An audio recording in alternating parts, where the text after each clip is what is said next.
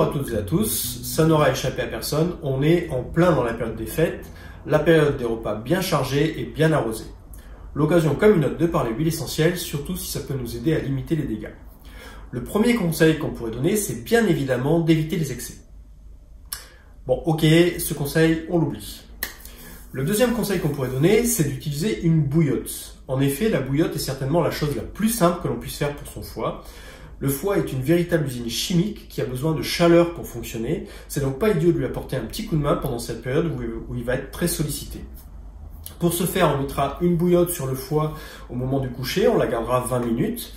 Et si on n'a pas de bouillotte, on peut s'en faire une de fortune en utilisant une brique alimentaire, un peu comme la photo que je vous mets là.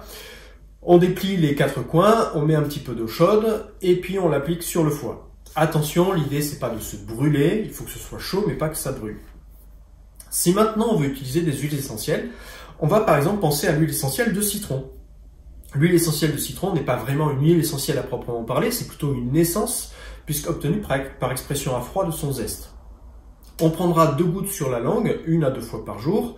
Si le goût est un peu dur, faut avouer, c'est pas forcément très agréable, on pourra le mettre dans une cuillère de sirop d'érable par exemple. On utilisera ici le côté régulateur hépatique du zeste de citron.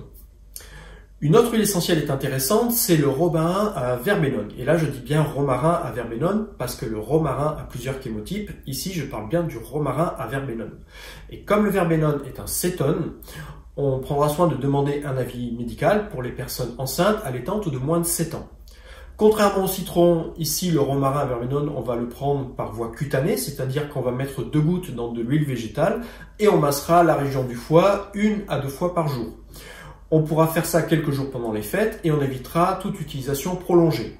Là aussi, on utilisera le côté régulateur hépatique du romarin à verbenone. Voilà, allez, dernière petite précision, le foie se trouve bien derrière les côtes, côté droit. En fait, donc c'est bien ici, ne le cherchez pas trop bas, hein, donc la bouillotte, si vous la mettez, c'est ici.